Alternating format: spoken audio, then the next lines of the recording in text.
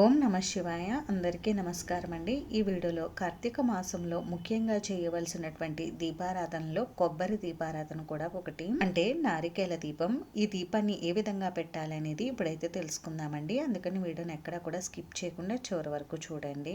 ఈ కొబ్బరి దీపం పెట్టడానికి ఎటువంటి ఆచారం ఆనవాయితీతో పని లేదు. ఎవరైనా సరే ఈ దీపారాధన చేయవచ్చు. ఈ దీపారాధన ఎక్కువగా కార్తీక మాసంలో ఆచరించాలి. కార్తీక మాసంలో వచ్చే కార్తీక సోమవారాలప్పుడు ఈ దీపాన్ని పెట్టాలి. ప్రదోష సమయంలో ఈ దీపం పెడితే మంచి ప్రయోజనాలు కలుగుతాయి. సాయంత్రం ప్రదోష సమయంలో ఈ దీపం పెట్టడం కుదరకపోతే ఉదయం వేళల్లోనైనా పెట్టుకోవచ్చు.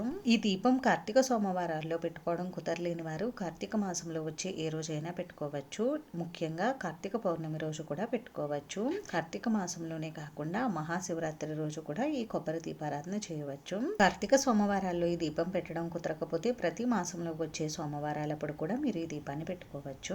ఈ దీపాన్ని ఎన్ని వారాలైనా పెట్టుకోవచ్చు. 1, 3, 5, 9, 11 ఇలా ఎన్ని వారాలైనా పెట్టుకోవచ్చు. మీ కోరికను బట్టి మీరు ఎన్ని వారాలైనా ఈ దీపారాధన చేయవచ్చు. ఈ దీపారాధన ఇంట్లో కానీ గుడిలో కానీ తులసి కోట దగ్గర కూడా ఆచరించవచ్చు. ఈ దీపారాధన కోసం ఒక మంచి కొబ్బరికాయనైతే తీసుకోవాలి. కుళ్ళిపోయేలాంటి కొబ్బరికాయని కాకుండా మంచి కొబ్బరికాయ తీసుకోవాలి. అలాగే తీసుకున్నటువంటి కొబ్బరికాయని అప్పటికప్పుడు కొట్టింది తీసుకోవాలి. ముందు రోజు దేవుడికి నివేదించినటువంటి కొబ్బరికాయ తీసుకోకూడదు. దీపారాధన కోసం తీసుకున్నటువంటి కొబ్బరికాయని పసుపు నీటితో శుద్ధి చేసుకుని పరమేశ్వరుడికి నమస్కారం చేసుకుని మీ మనసులో ఉన్నటువంటి కోరికను చెప్పుకుని ఈ కొబ్బరికాయని రెండుగా పగలగొట్టాలి. కొబ్బరికాయ పగలగొట్టిన తర్వాత వచ్చినటువంటి 2 కొబ్బరి చిప్పల్ని తీసుకుని తోక భాగాన్ని తీసివేసేయాలి. మీరు దీపారాధన కోసం ఏ కొబ్బరి చిప్పనైనా ఉపయోగించవచ్చు. తోక ఉన్నటువంటి కొబ్బరి చిప్పనైనా ఉపయోగించవచ్చు, లేనటువంటి కొబ్బరి చిప్పనైనా ఉపయోగించుకోవచ్చు. మీరు దీపారాధన చేసేటటువంటి కొబ్బరి చిప్పని తీసుకుని దానికి పసుపు రాసి గంధం కుంకుమ బొట్లు పెట్టి అందంగా అలంకరించుకోవాలి. ఇలా దీపారాధన కోసం కొబ్బరి చిప్పని సిద్ధం చేసుకోవాలి.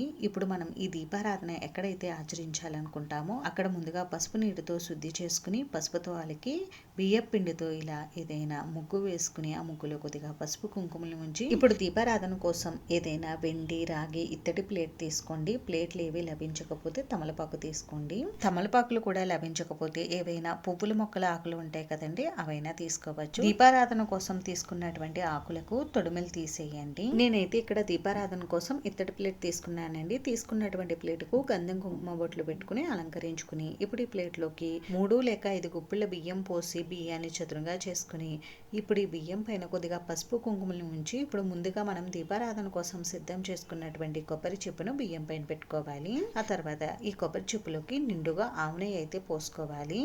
ఆవు నెయ్యి లభించకపోతే అప్పుడు నువ్వుల నూనె తీసుకోండి. ఈ దీపారాధన కోసం ఆవు నెయ్యిని ఉపయోగించాలని అంటారండి. ఆవు నెయ్యితో ఉపయోగిస్తేనే మనకి ఫలితం అనేది తొందరగా ఉంటుంది. దీపారాధన కోసం ఆవు నెయ్యి ఉపయోగించేటప్పుడు ఆవు నెయ్యిని కరిగించి తీసుకోండి. ఇలా తీసుకోవడం వల్ల మనకి ఒత్తులు చక్కగా వెలుగుతాయి. ఇప్పుడు 2 ఒత్తులను ఒక ఒత్తిలా చేసి ఇలా 3 ఒత్తులు అయితే వేసుకోవాలి. ఈ ఒత్తుల్ని తూర్పు, ఈశాన్యం, ఉత్తరం చూసే విధంగా వేసుకోవాలి.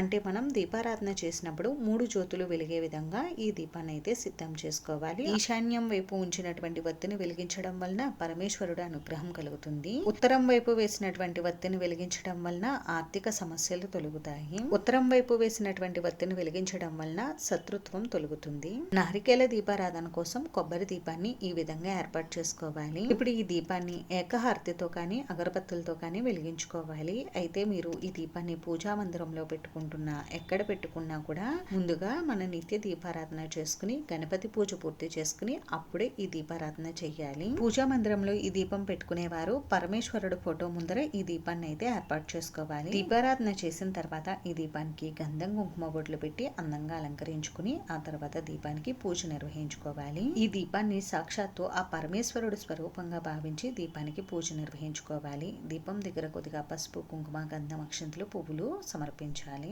దీపానికి పూజ చేసేటప్పుడు దారిద్ర్య దుఃఖ దహనాయ నమః శివాయ అనే మంత్రాన్ని పఠిస్తూ పూజ చేసుకోండి. ఈ మంత్రం నోటికి చదవడం రాకపోతే ఓం నమః శివాయ అనే మంత్రాన్ని పఠిస్తూ మీరు ఈ దీపానికి పూజ చేసుకోవచ్చు. మీకు వీలు ఉండి కుదిరితే దారిద్ర్య దుఃఖ దహన స్తోత్రం ఉంటుంది కదండి, ఆ స్తోత్రం చదువుకుంటూ కూడా మీరు ఈ దీపానికి పూజ చేసుకోవచ్చు. దీపానికి ఈ విధంగా పూజ చేసిన తర్వాత ఇప్పుడు దీపానికి ధూపం, దీపం, నైవేద్యం సమర్పించాలి. నైవేద్యంగా మనం ఈ దీపం పెట్టడానికి కొబ్బరికాయను పగలగొట్టినటువంటి 2వ కొబ్బరి చిప్పని తీసుకుని ఆ కొబ్బరి చిప్పలోకి బెల్లం కానీ పటిక బెల్లాన్ని కానీ వేసి నైవేద్యంగా సమర్పించాలి. లేదంటే మీరు ఈ కొబ్బరి చిప్పతో ఏదైనా స్వీట్ చేసి కూడా మనం ఈ దీపానికి నైవేద్యంగా సమర్పించవచ్చు. ఈ కొబ్బరి చిప్ప నైవేద్యంతో పాటుగా మనం ఏవైనా ఫ్రూట్స్ ఏవైనా కూడా మనం ఈ దీపానికి నైవేద్యం చూపించవచ్చు. ఇప్పుడు ఈ దీపానికి నీరాజనం సమర్పించి 2 అక్షింతలు పుష్పాలు తీసుకుని దీపం దగ్గర ఉంచి దీపానికి నమస్కారం చేసుకోవాలి. దీపానికి నమస్కారం చేసుకుని మీ మనసులో ఉన్నటువంటి కోరికలు విన్నవించుకోండి ఆ పరమేశ్వరుడికి. ఈ విధంగా నారికేల దీపారాధన చేసి దీపానికి పూజ నిర్వహించుకోవాలి. దీపానికి పూజ పూర్తయిన తర్వాత పరమేశ్వరుడికి కూడా మీరు పూజ చేసుకోవచ్చు. ఈ దీపారాధన చేసి స్వామివారికి షోడశోపచార పూజ నిర్వహించుకోండి, చాలా మంచిది. షోడశోపచార పూజ కుదరకపోతే పంచోపచార పూజనే నిర్వహించుకోండి. స్వామివారి శ్లోకాలు స్తోత్రాలు చదువుకుంటూ స్వామివారిని తెలుపు రంగు పుష్పాలతోటి మారేడు దళాలతోటి శ్వేతాక్షంతలతోటి పూజించుకోండి. స్వామికి పూజ పూర్తయిన తర్వాత స్వామివారికి కూడా ధూపం దీపం నైవేద్యం సమర్పించాలి. నైవేద్యంగా మీకు అందుబాటులో ఏవి ఉంటే అవే నివేదించవచ్చు. తర్వాత స్వామివారికి తాంబూలం సాంబ్రాణి ధూపం కర్పూర నీరాజనం సమర్పించి మంత్రపుష్పం ప్రదక్షిణ నమస్కారం కూడా చేసుకోండి. ఈ నారికేల దీపాన్ని ఎక్కువగా ప్రదోష సమయంలో వెలిగిస్తే చాలా మంచిది. ప్రదోష సమయంలో స్వామివారు భూమి మీదకి వస్తారని అంటారు. అందుకని సాయంత్రం సమయంలో మీరు ఈ దీపారాధన అయితే చెయ్యండి. సాయంత్రం కుదరలేని వారు ఉదయం కూడా చేసుకోవచ్చు. ఈ దీపారాధన భక్తితో ఆచరించడం వలన మనకున్నటువంటి సమస్త కోరికలు ధర్మబద్ధమైన కోరికలన్నీ కూడా శీఘ్రంగా నెరవేరుతాయి. అంతేకాకుండా ఆ పరమేశ్వరుడు అనుగ్రహం పరిపూర్ణంగా కలిగి మనకున్నటువంటి ఆర్థిక సమస్యలు అప్పుల బాధలన్నీ కూడా తొలగి సిరి సంపదలు అష్టైశ్వర్యాలు కలుగుతాయి. ఇలా మనం నారికేల దీపం పెట్టిన తర్వాత ఈ దీపం కొండెక్కిన తర్వాత ఈ కొబ్బరి చెప్పుని ఏం చేయాలని చాలా మందికి సందేహం ఉంటుంది. దీపం కొండెక్కిన తర్వాత ఈ దీపాన్ని తీసి ఎవరో తొక్కని చోట చెట్టు మొదట్లో కానీ పారే నీటిలో కానీ వదిలేయవచ్చు. లేదు అంటే ఈ కొబ్బరి దీపాన్ని చిన్న చిన్న ముక్కలుగా చేసి మూగజీవాలకు ఆహారంగా వేయవచ్చు. దీపం కింద ఉంచినటువంటి బియ్యాన్ని ఆవుకు తినిపించవచ్చు. లేదు అంటే మనమే ఇంట్లో వారందరూ కూడా ఏదైనా స్వీట్ లా చేసుకుని తినవచ్చు.